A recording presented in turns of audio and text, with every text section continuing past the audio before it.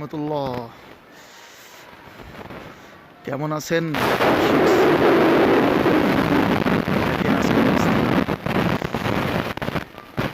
এলো সারসার থানার, যশোর জেলার সারসা থানার বেলতা কাশীপুর বিশিষ্ট নূর মোহাম্মদ কওমি মাদ্রাসা।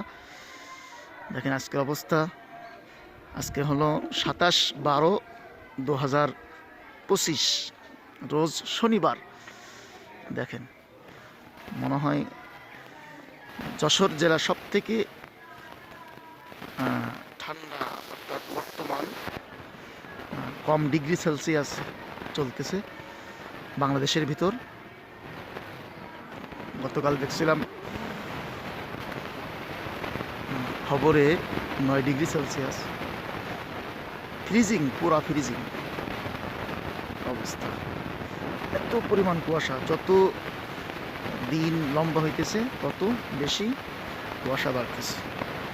দোয়া করি সবাই, আমরা আল্লাহ তাআলা আমাদেরকে অতিরিক্ত ঠান্ডা থেকে হেফাজত করেন। আল্লাহুম্মা ইন্নী আউযু বিকা মিন শিদ্দাতিল বারদ।